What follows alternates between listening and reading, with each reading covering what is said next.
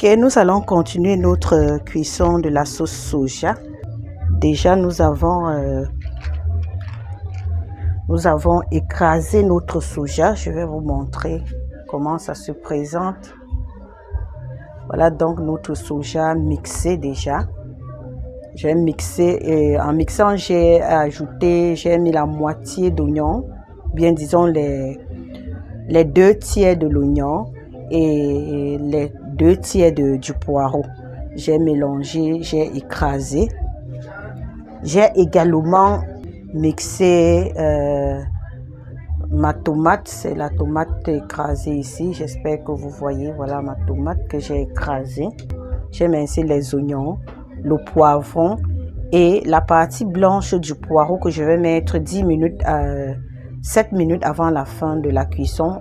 Les poivrons, je vais les mettre 5 minutes avant la fin de la cuisson. Si j'avais de l'ail, j'allais y ajouter 2 minutes avant la fin de la cuisson.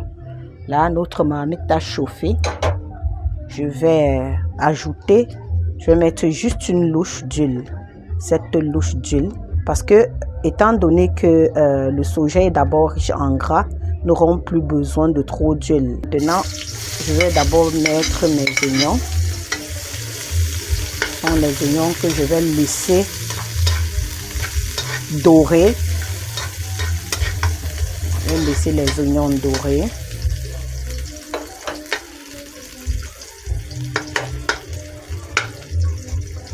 Voilà, je laisse les oignons dorer. Je vais ajouter la tomate écrasée.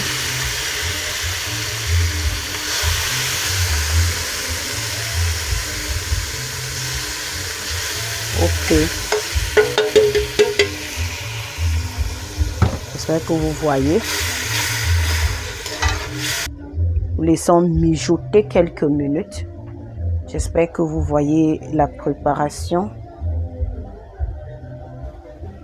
Donc, nous allons laisser mijoter quelques minutes. Voilà donc notre tomate qui est en train de mijoter. Nous laissons mijoter quelques minutes.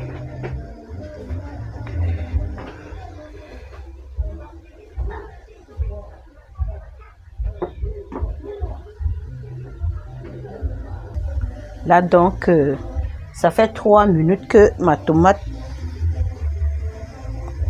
est en train de mijoter. Je vais y ajouter du soja. J'ajoute ma pâte de soja écrasée, mixée. Je tourne. Jusqu'en mixant, j'ai ajouté un peu d'eau. Je vais d'abord laisser avec cette eau-là. Et je vais compléter tout à l'heure. Je vais compléter tout à l'heure en faisant ainsi comme je suis en train de faire là. Vous aurez une consistance. Cette consistance sera pareille à la sauce de pistache. Je ne sais pas pour ceux qui ont déjà eu à voir la sauce pistache, comment ça se présente. Mais déjà, je vais laisser comme cela. Je vais ajouter du sel. Je n'avais pas encore mis du sel. Là, je vais mettre du sel. Après, je vais rectifier l'assaisonnement. Là, je mets d'abord une quantité. C'est toujours mieux de mettre une certaine quantité et rectifier après que d'en mettre beaucoup et rater l'assaisonnement. À ce stade, pour ceux qui aiment mettre d'autres épices, vous pouvez mettre un peu de curcuma, un peu de poivre blanc, poivre noir. Vous laissez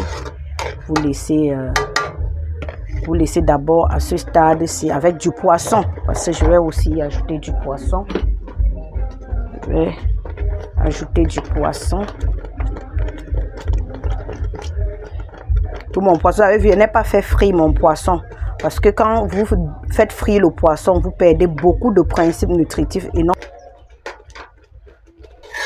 Les cuissons lentes à l'eau, à l'étouffer, à la vapeur permettent de conserver la qualité nutritionnelle de l'aliment. Vous voyez, ça sautille déjà. Je vais laisser couvert pendant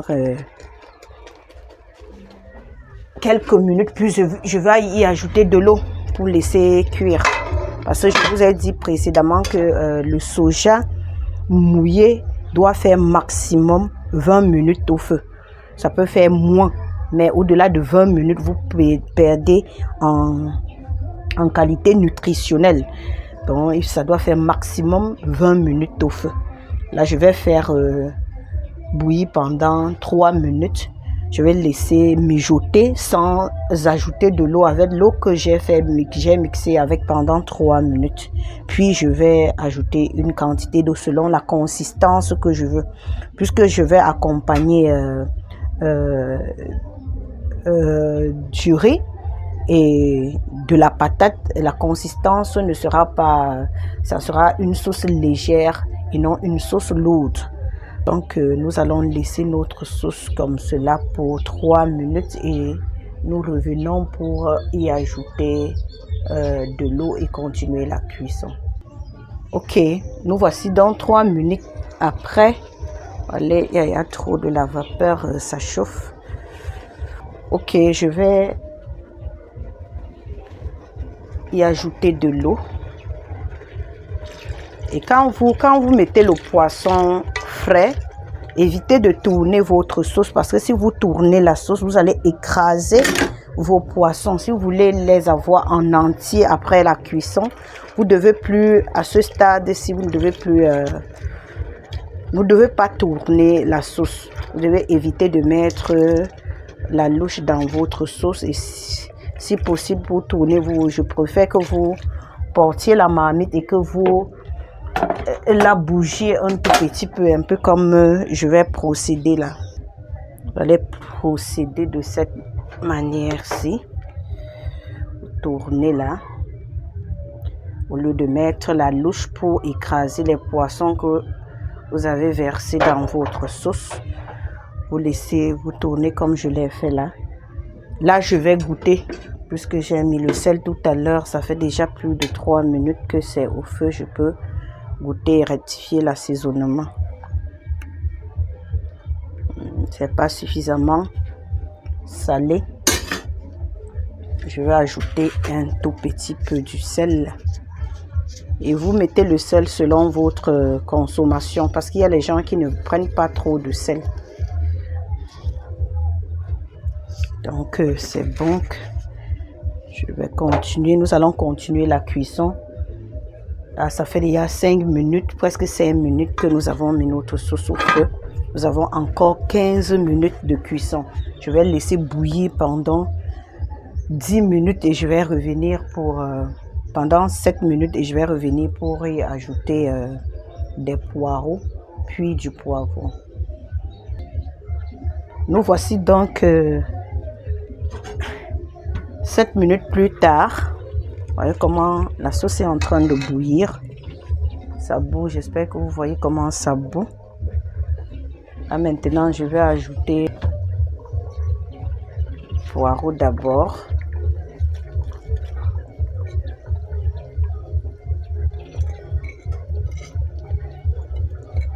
Nous sommes déjà à 13 minutes, 12-13 minutes de la cuisson. La sauce est encore légère. Je ne vais pas faire cuisiner ma sauce aujourd'hui pendant 20 minutes. Parce que je sais déjà que à 15 minutes, je peux manger ma sauce. Que je réduis le nombre de cuissons, le nombre d'heures de cuisson, le temps, je réduis le temps de cuisson de tous les aliments que je cuisine afin de garder ces principes nutritifs que l'on perd quand on met trop, qu'on laisse l'aliment passer trop de temps au feu. Donc, c'est pour cela que je vais pas, ma sauce ne mettra pas 20 minutes au feu. Mais le temps idéal pour toutes les autres personnes, juste à ce que vous vous habituez à manger, à réduire au fur et à mesure, à pouvoir consommer, manger les aliments qui ont mis moins de temps au feu. Laissez d'abord votre soja passer au trop 20 minutes de temps au feu pour garder le maximum de principes nutritifs. Ok, ça fait 15 minutes déjà. Je vais ajouter le poivron. Mais là, je vais laisser juste 3 minutes au feu. Je vais enlever parce que ma sauce est presque sèche. Ma sauce est presque sèche là. Voilà la consistance. Voilà. C'est devenu un peu plus lourd. Et une autre chose à savoir avec la sauce soja. La sauce soja ne se consomme pas froid. L'idéal serait de la consommer chaude ou tiède.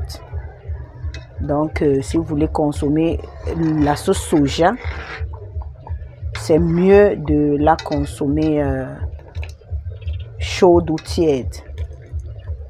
Et quand la sauce soja se refroidit, elle devient plus lourde. Donc, voilà autre chose que vous devez savoir avec cette sauce. Donc, si apparemment, comme vous voyez là, ça n'a pas l'air d'être là, c'est comme si c'était pas lourd en fait.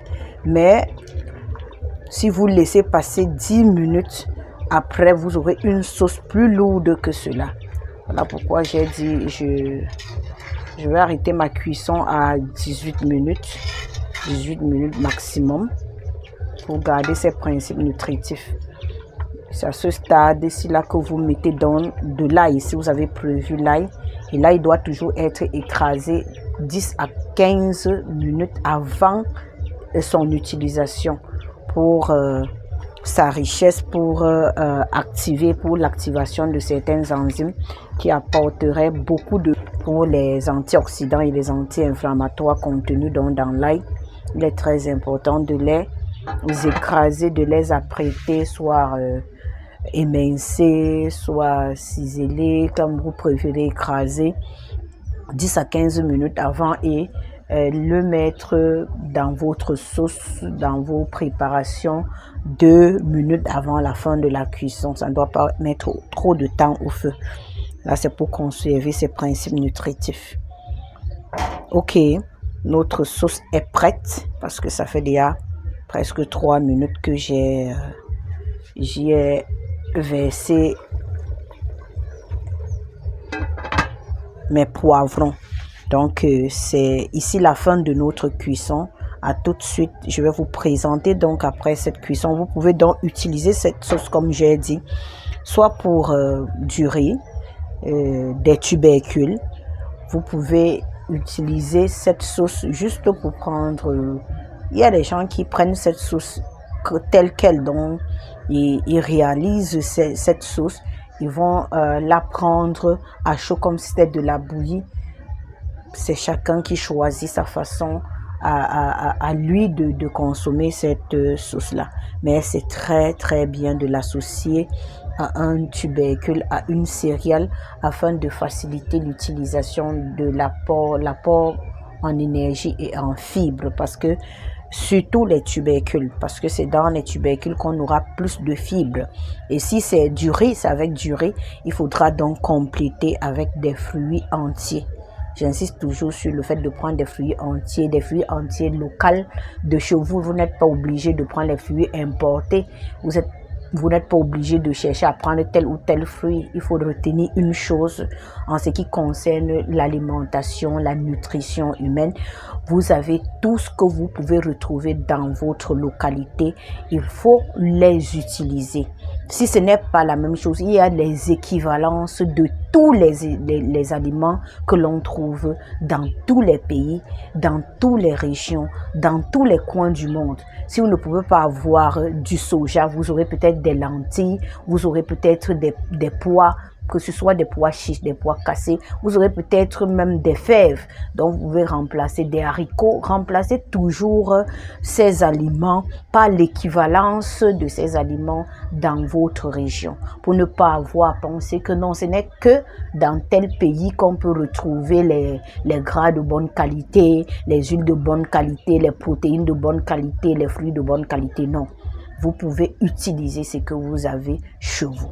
Donc voilà ce que j'ai tenu à vous dire en ce qui concerne notre préparation aujourd'hui. Merci de m'avoir suivi. Dites-moi déjà dans les commentaires comment est-ce que vous cuisinez vos sauces, qu'est-ce que vous y mettez et avec quoi est-ce que vous les prenez. Merci, à très vite pour une nouvelle vidéo sur Cuisine Santé Facile.